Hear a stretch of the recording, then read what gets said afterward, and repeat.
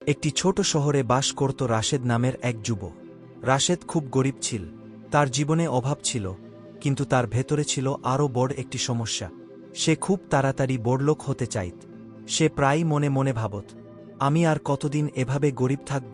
আমার জীবন কি কখনো বদলাবে না? রাশেদ একটি ছোট চাকরি করত। বেতন কম ছিল, কিন্তু তার রিজিক ছিল হালাল। তার মা তাকে প্রায়ই বলতেন, বাবা, অল্প হলেও হালাল খাও, হারাম টাকায় কোনো শান্তি নেই। কিন্তু রাশেদ মায়ের কথা গুরুত্ব দিল না। একদিন তার এক বন্ধু তাকে বলল, একটু ভুল করলেই বা কি, এটা তো সবাই করে, কেউ জানতেও পারবে না। অনেক ভেবে রাশেদ প্রথমবার একটি ছোট হারাম কাজে জড়িয়ে পড়ল। তার মনে হল, এটা তো তেমন বড় কিছু না, কিন্তু সেখান থেকেই শুরু হল তার পতন। হারাম টাকার স্বাদ রাশেদের ভালো লাগতে শুরু করল। ছোট হারাম থেকে সে ধীরে ধীরে বড় হারাম কাজে জড়িয়ে পড়ল। তার আয় বাড়ল, কিন্তু তার মনের শান্তি কমে গেল।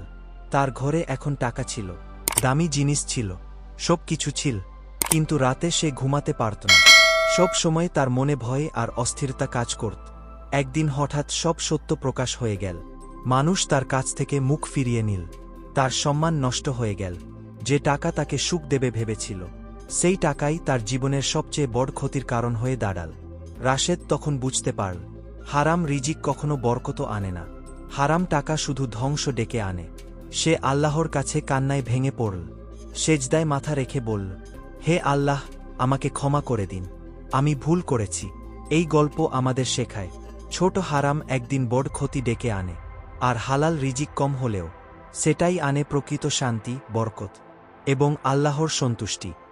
এই ভিডিওটি যদি ভালো লেগে থাকে তো চ্যানেলটা সাবস্ক্রাইব করে যাবেন এবং চ্যানেলটার পাশে থাকবেন। প্রতিদিন এইরকম মোটিভেশনাল ভিডিও এই চ্যানেলটাই পেতে থাকবেন এবং আপনারা দেখতে থাকবেন। আসসালামু আলাইকুম।